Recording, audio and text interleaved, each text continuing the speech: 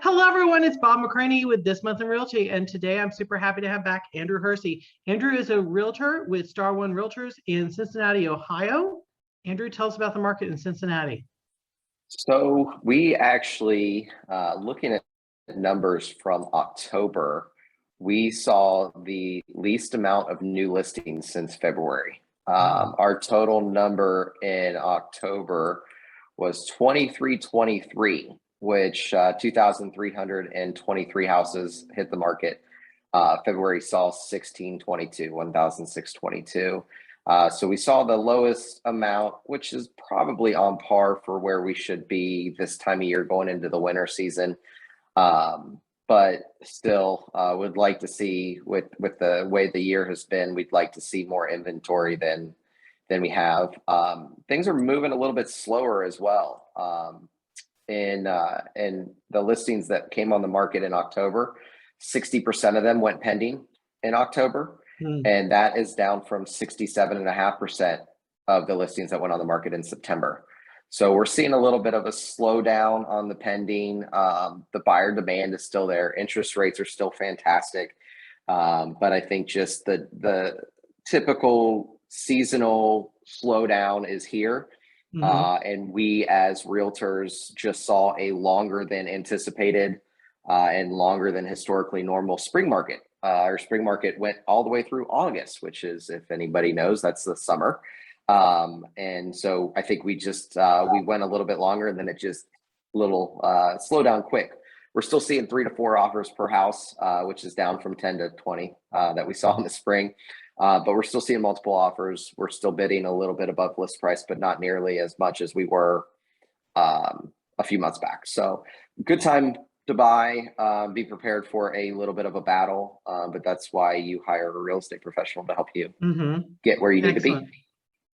Excellent. Yeah, we're seeing the same thing. We're selling instead of a huge amount over asking, we're selling at asking pretty much, and we're selling in a little bit longer. Sellers do you see this sellers freaking out because it didn't go in the first 24 hours? It's taking 3 or 5 days. Sellers and realtors, yeah. So it doesn't go in 4 hours. It goes in 4 days, which is still fantastic. I mean, you sometimes have to work to sell your listings, which is great. I love going to do open houses, and a lot of these listings that hit the market on Friday are sold by Sunday when the open houses typically happen. So I'm having fun with it and having some open houses and meeting new people, which is what I love to do. So let's talk about what's coming up for the colder months, because you and I, Texas is a cold state, as proven last winter. What's coming up for you in the colder months? So I think we'll see the typical holiday slowdown.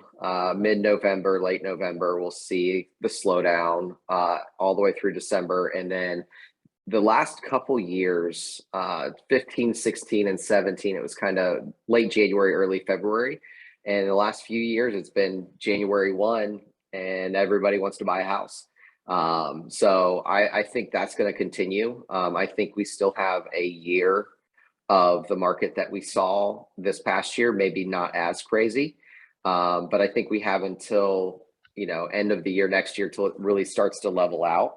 And we see more of a not buyer's market by any means, because we don't have the inventory for it. But I think we're going to see more of a slower appreciation. I'm hoping for a 3 to 5%, which is more normal than the 10 to 17 to 20% that we've been seeing year over year in appreciation in our market. So I really think we have another year of 5 to 10% appreciation before it slows to a 3 to 5 number in 23. Interesting. Okay. And that's just my opinion, obviously. Yeah, I mean, none of us, all of our magic 8 balls come up with different answers, and that's fine. But I tend to agree with you. But that's, we'll look back in another 6 months and go, oh, what were they thinking? But everything I'm hearing is we have the same market for another 2 years. So I feel like we will, yeah. And there will be months where everything flies off the shelf in 3 seconds, and then 3 days. Sometimes it'll take 3 days or 3 weeks, who knows? But I tend to agree with you. What are some fun things to do in Cincinnati in the winter?